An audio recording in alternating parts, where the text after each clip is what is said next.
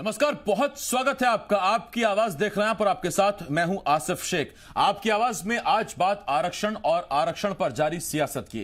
MP high court में आज OBC आरक्षण को बढ़ाए जाने पर सुनवाई हुई, मगर हाई कोर्ट ने आरक्षण बढ़ाए जाने पर लगाई रोक को हटाने से अभी इनकार कर दिया और अब मामले में अगली सुनवाई 4 हफ्ते बाद होगी। कोर्ट में जारी आरक्षण की लड़ाई पर अब एमपी की सियासत एक्टिव है। बीजेपी जहां इस मामले में सरकार की मजबूत इच्छा शक्ति बता रही है, तो वहीं कांग्रेस का कहना है कि शिवराज सरकार जानबूझकर इस मामले को लटका रही है। कई सवाल हैं जिनके जवाब जानने की कोशिश करेंगे। एक खास पैनल भी हमारे साथ जुड़ेगा, मगर आइए सबसे पहले एक रिपोर्ट देखते हैं।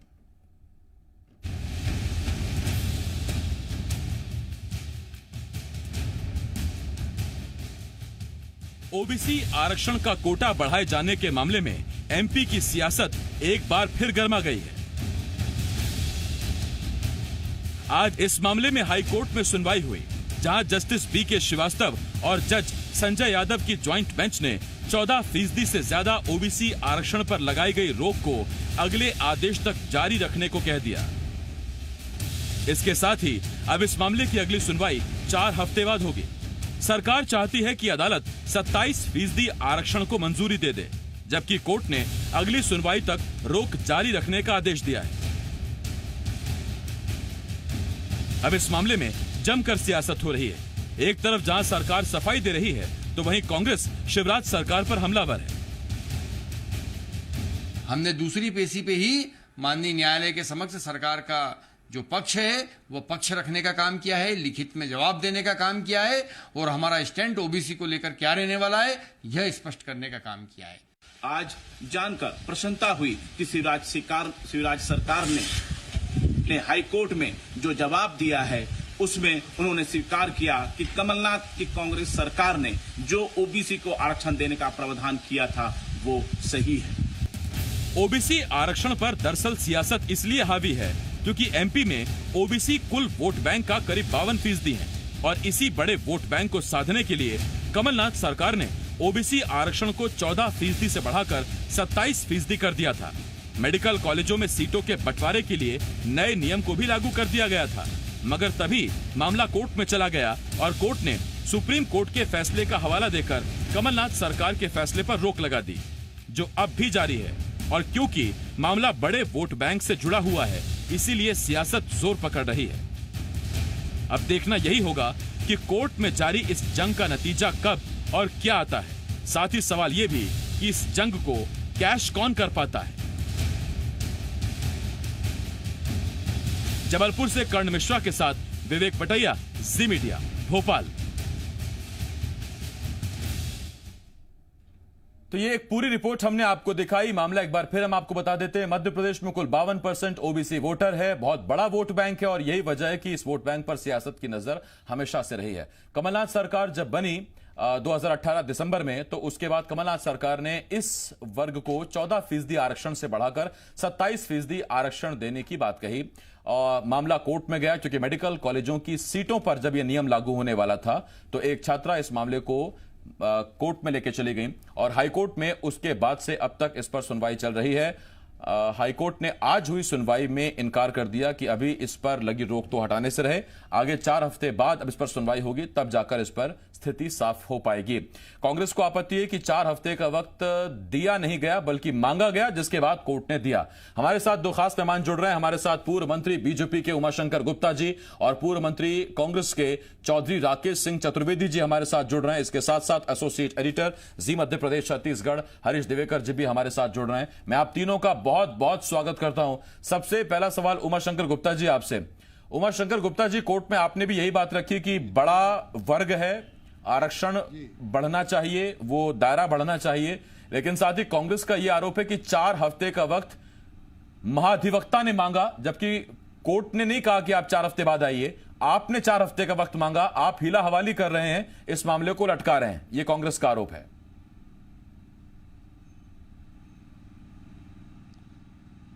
देखिए, अब कांग्रेस आरोप लगाए अलग बात है। पिछड़ा वर्ग के बारे में कांग्रेस का स्टैंड क्या रहा है दुनिया जानती है, देश तो जानता ही है। माननीय नरेंद्र मोदी जी की सरकार ने जब पिछड़ा वर्ग आयोग बनाने का पार्लियामेंट में निर्णय लिया तो कांग्रेस ने विरोध किया था। और उसको बनने नहीं दिया था राज्यसभा में जब तक हमारा बहुमत नहीं आ पाया। तो कांग्रेस का स्टैंड तो बड़ा दोहरा रहता है हमेशा। अब ये निर्णय कमलनाथ जी सरकार का था और उस समय कोर्ट में भारतीय जनता पार्टी नहीं गई, भारतीय जनता पार्टी ने समर्थन किया है और अभी आगे भी उसको कर रहे हैं। और अगर कोई जानकारी मांगी है कोर्ट ने और उसमें समय मांगा है तो इसमें कहाँ से हिला हवाला हो गया? आप कुछ बता देते जो नेता आरोप लगा रहे हैं। जी मैं तो क्लियर और क्या करना चाहिए आपसे था? सुनना चाहता हूं, अदालत पे तो भरोसा रखे। अदालत ने वक्त मांगा है या आपने वक्त मांगा है, सरकार ने वक्त मांगा है? दोनों बातों में फर्क है।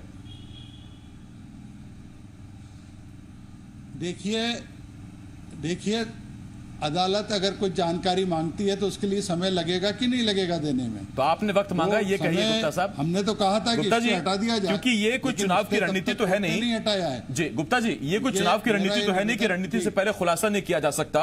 मध्य प्रदेश का ओबीसी आज आपसे सरकार से ये जानना चाहता है कि तब जबकि टोटल परसेंटेज चली जा रही है आरक्षण की 63, सुप्रीम कोर्ट कहता है 50 से ऊपर नहीं जाना चाहिए, तो आप उनको कैसे हक दिलाएंगे? आपने क्या तैयारी की है आगे कोर्ट में?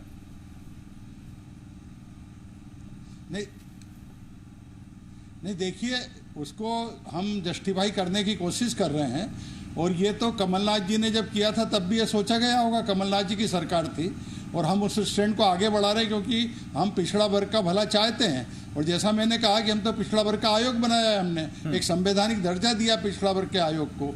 तो उस लड़ाई को हम कोर्ट में जितने भी तर्क हो सकते हैं, और मेरा तो कांग्रेस के साथियों से भी कहना है कि वो भी अगर कोई और तर्क और सुझाव देना चाहें तो जरूर उसका स्वागत है। और हम सब मिलकर ये चाहते हैं कि भाई ये पिछड़ा वर्ग को यह आरक्षण मिल जाए। ठीक, मैं लौट रहा हूं आपके पास। हालांकि गुप्ता जी भी बड़ा सोच समझकर इस पर बोल रहे हैं, सरकार भी बड़ी सोच समझकर बोल रही है, क्योंकि इसी तरह का एक बयान आया था कि कोई माई का लाल रिजर्वेशन छीन नहीं सकता, सरकार छीन गई थी खैर उसके बाद। तो मसला ही ऐसा है, थोड़ा इस पर हाथ बड़ा तरीके से रखना पड़ता है। चौधरी साहब मैं आपके पास आ रहा हूं। चौधरी साहब, गुप्ता साहब ने सवाल तो वाकई वाजिब पूछा है कि जब आपने भी 27% आरक्षण की बात की थी तो आप भी जानते थे कि कोई ना कोई वर्ग का आदमी कोर्ट में चुनौती देगा, तब आप कैसे जस्टिफाई करेंगे 50% नहीं 63% ठीक है, कैसे? देखिए, इस मध्य प्रदेश में पिछड़े वर्ग के लिए कार्य करने का अगर किसी ने काम किया है तो कांग्रेस सरकार जब जब रही है तो उन्होंने किया है। आदरणीय पूर्व मुख्यमंत्री और स्वर्गीय अर्जुन सिंह जी के समय रामजी लाल महाजन कमीशन बनाया गया था और उसमें पहली बार मध्य प्रदेश में अगर पिछड़े वर्ग ओबीसी के लिए कोई सकारात्मक पहल हुई थी तो उस समय हुई थी रामजी लाल महाजन कमीशन बनने। नहीं चौधरी साहब देखिए, गुस्ताखी माफ, गुप्ता साहब आपसे भी, चौधरी साहब आपसे भी गुजारिश है, अब राम जी को शबरी ने बेर खिलाए, शबरी दलित थे, वो उतना स्टोरी वहां छोड़िए ना सर। मैं तो सीधा पूछ रहा हूं, कोर्ट में आप कैसे बताएंगे कि 63% अगर हो रहा है तो कर दीजिए साहब, ओबीसी को फायदा मिल जाएगा उसका? ये इल्तिजा मेरी आपसे भी और गुप्ता साहब से भी है। देखिए आसिफ साहब, कांग्रेस की जो सरकार थी उसने तो ये निर्णय किया ही था ठीक कि इतना हो जाना चाहिए, और राज्य सरकार जो वर्तमान में है वो भी ये चाह रही कि हो जाना चाहिए। लेकिन ये देश सरकारों की मंशा से नहीं चलता है, ये देश चलता है कॉन्स्टिट्यूशन से, ये देश चलता है संविधान से, और देश चलता है कोई भी विवादित स्थिति में अगर सुप्रीम कोई किसी का आदेश होता है तो वो होता है सुप्रीम कोर्ट का। और सुप्रीम कोर्ट का आसिफ भाई जो अभी निर्णय है, मैं कानूनी व्यक्ति हूं, मैं ये जानता हूं। अब गुप्ता जी तो कुछ भी कहें कि इतना कर देना चाहिए, इतना हो जाए, कांग्रेस भी कह रही हो जाना चाहिए, लेकिन सुप्रीम कोर्ट इस देश की न्याय प्रक्रिया का सबसे सुप्रीम व्यक्ति है, सुप्रीम संस्था है। तो उसने ये कहा हुआ है कि 50% से ज्यादा आरक्षण भारतवर्ष में नहीं दिया जा सकता। अब राज्य सरकारें अपने अपने तरीके से कोई निर्णय कर रही हैं और ये मामला मध्य प्रदेश हाई कोर्ट में विचाराधीन है और राज्य सरकार इस पे 4 हफ्ते का समय मांग रही है।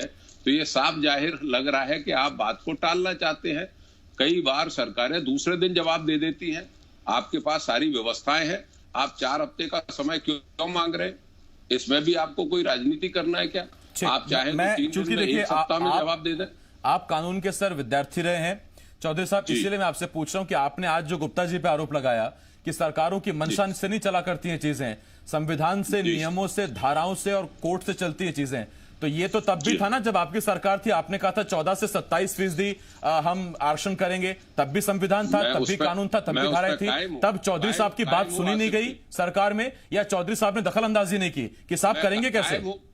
मैं कायम हूं आसिफ भाई इस बात पे कि राज्य सरकारें समय समय पर निर्णय लेती है समाज के हित में, और कांग्रेस ने लिया पिछड़े वर्ग को 27% आरक्षण देने के लिए। लेकिन राज्य सरकारें जो निर्णय लेती हैं और उसको कोर्ट में अगर विचाराधीन किया जाएगा, कि हम सब जानते हैं कि हिंदुस्तान में सुप्रीम कोर्ट ने एक गाइडलाइन तय की हुई है, एक साइटेशन दिया हुआ है कि 50% से ज्यादा आरक्षण नहीं होगा। अगर हम कोई बहस करते हैं तो हमें यह ध्यान रखना चाहिए कि देश कानून से चलता है, देश संविधान से चलता है। मैं चौधरी साहब लौट रहा हूं आपके पास। तो हरीश जी, इसका मतलब सुप्रीम कोर्ट का फैसला सामने है, 50% से ऊपर आरक्षण नहीं होना चाहिए, एकदम नियम सामने है, फैसला इस पर आ चुका है। कांग्रेस सरकार ने पहले ऐलान किया, अब बीजेपी कह रही कि होना चाहिए। तो सियासत कह रही है लूट लो, ले लो, ले लो, लेकिन होगा कैसे कुछ नहीं पता, अभी तक नहीं पता। आसिफ, मैं सबसे पहले बताना चाहूंगा, जिस तरह की सरकारों की प्रैक्टिस हो गई, राज्य सरकारों की, हालांकि राकेश चौधरी जी बिल्कुल पटरी पे आ गए थे, लेकिन उनको जैसे एहसास हुआ कि वो कांग्रेस का प्रतिनिधित्व कर रहे हैं तो उन्होंने कानून की जानकारी दबाई, अपने लॉ का स्टूडेंट का जो अंदर से कानून के जानकार थे वह वापस से कांग्रेस के पक्ष रखा। हकीकत यह है कि जिस तरह की राज्य सरकारों की प्रैक्टिस हो गई है, वो कानून बनाते हैं कैबिनेट के अंदर, उन्हें पता होता है कि कोई भी कानून बनाएंगे कोर्ट में टिकेगा नहीं टिकेगा, तभी बनाते हैं। लेकिन अब ऐसा नहीं हो रहा, अब लॉलीपॉप के कानून बन रहे हैं। लॉलीपॉप वाला यानी जनता को प्रलोभन दे दें, हमने कानून बनाया, अब कोर्ट वाले ने कोर्ट में अटक गया, न्यायालय में अटक गया, तो हम क्या कर सकते हैं। यही प्रैक्टिस में आप देखेंगे। सबसे पहले मैं थोड़ा और पीछे जाऊंगा, शिवराज सरकार में, जहां उम्र का बंधन कम किया था बाहर के राज्यों के लिए कि कम उम्र हो जाएगी 35 साल, तो इसके ऊपर वालों को नौकरी नहीं देंगे, और मध्य प्रदेश सरकार की 40 साल तक के लिए। उसकी मंशा ये थी कि मध्य प्रदेश के युवाओं को रोजगार मिल जाए। पता था संविधान इसका अलाउ नहीं करेगा, कोर्ट में गया, वो खारिज हो गया। फिर कमलनाथ सरकार ने यही इस तरह का फैसला लिया कि पिछड़ा वर्ग को 27%, जब पता है 50% सुप्रीम कोर्ट की रूलिंग है, 63 में आप जा रहे हो, कैसे टिकेगा। लेकिन उन्होंने कैबिनेट से पास कर दिया, वाहवाही लूट ली जनता के बीच में, अब गले में अड्डी बन गई भाजपा की। नहीं, मुझे याद है कि कई मंचों पर पिछड़ा वर्ग के मंचों पर कमलनाथ को सम्मानित किया गया था, सरकार को पिछड़ा वर्ग हितैषी बताया गया था, लेकिन होगा कैसे ये अब तक नहीं बताया गया। मैं हरीश जी लौट रहा हूं इस पर आपके पास, और आपने तो जिक्र किया उम्र वाला और 27% वाला। आज ही का जो शिवराज सरकार का फैसला, हरीश जी, आज ही का फैसला है कि मध्य प्रदेश का युवा ही मध्य प्रदेश में सरकारी नौकरी पाएगा, संघीय ढांचे में, ये कोर्ट में कहां टिक पाएगा, ये भी अभी इस पर बहस करेंगे हम आगे। गुप्ता जी, मैं तो आपके पास लौट रहा हूं और आपसे मेरा एक सवाल। देखिए, पुरुषेंद्र कौरव, कांग्रेस चाहे बीजेपी, अब उनको रखना है अपना तर्क। आपने मांगा है 4 हफ्ते का वक्त, सीधा 4 हफ्ते सुनने में लगता है, होता है साहब 1 महीना। आज की तारीख है सर 18 अगस्त, यानी कि सीधा माने तो कम से कम 18 सितंबर। अगली बार फिर 4 हफ्ते का वक्त मांगिए, उपचुनाव निपट जाएंगे, और तब तक आप ये कहते रहिए कि हम तो जी 27% आरक्षण दिलाएंगे।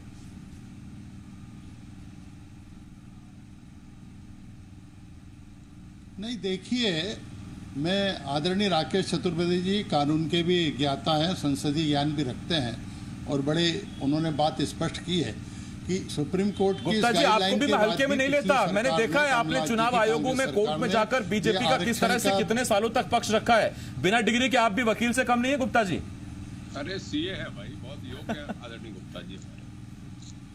नहीं, मैं वही कह रहा हूं। तो ये जो सारा पक्ष है, बिल्कुल मैं राकेश जी की बात से सहमत हूं, लेकिन पिछली कांग्रेस सरकार ने ये निर्णय किया है, और हमने कोर्ट में कोई व्यक्ति गया है, कोर्ट में मामला चल रहा है, और सरकार उस मामले को आगे बढ़ा रही है।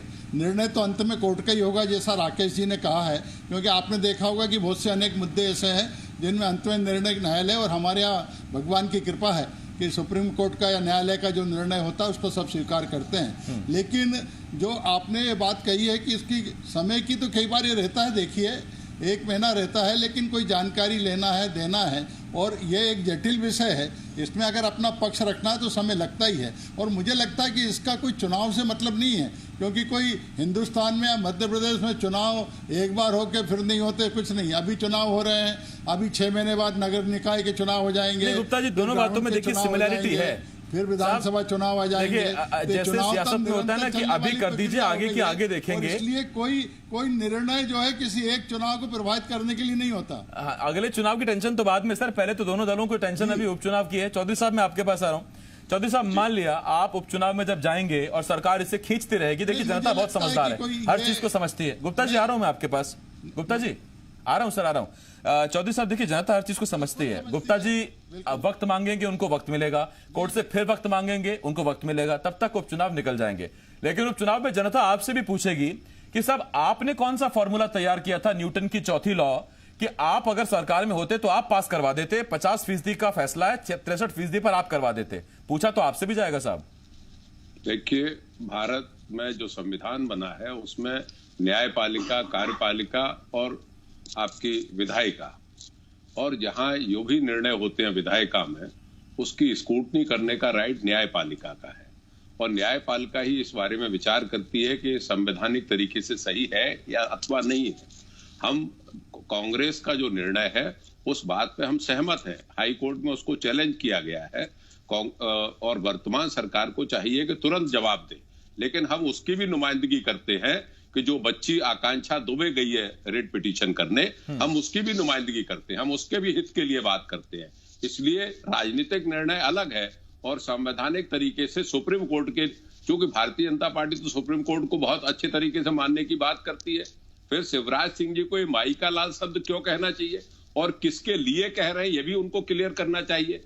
ये सारी बातें आसिफ जी इसलिए है कि हम न्याय प्रक्रिया पे विश्वास करते हैं। राजनीतिक सरकारें अपने निर्णय करती रहती है, रोज लेती है निर्णय, लेकिन उसको न्यायपालिका के अंतर्गत वो विधि सम्मत है कि नहीं, इस बात का निर्णय सुप्रीम कोर्ट का है, और ये हाई कोर्ट में है निर्णय अभी। तो सुप्रीम कोर्ट इससे बड़ी संस्था है। अगर सुप्रीम कोर्ट कभी 50% से ज्यादा कर देगा तो मेरे जैसा पढ़ा लिखा व्यक्ति ये मानने लगेगा कि आरक्षण बढ़ सकता है। जब तक सुप्रीम कोर्ट का साइटेशन है तब तक 50% से नहीं बढ़ाया जा सकता, नहीं बढ़ाया जा सकता। फिर वो चाहे, और दक्षिण के कुछ राज्यों में कोशिशें भी हुई थी, लेकिन उसमें फिर वो फैसले दे दिए गए थे, वो हमारे सामने है उसका। हरीश जी, मैं आपके पास आ रहा हूं, और मेरा आपसे सवाल ये है हरीश जी, आरक्षण बढ़ा देंगे, ये कर देंगे, वो कर देंगे, और वक्त ढूंढने में तो दस्तावेज ढूंढने में और जानकारी जुटाने में वक्त लगता है। ये वही लोकतंत्र है, ये वही मध्य प्रदेश है जहां सरकार रात में पलट जाती है, यहां के विधायक वहां पहुंच जाते हैं, लेकिन जानकारी जुटाने के लिए 1 महीना चाहिए।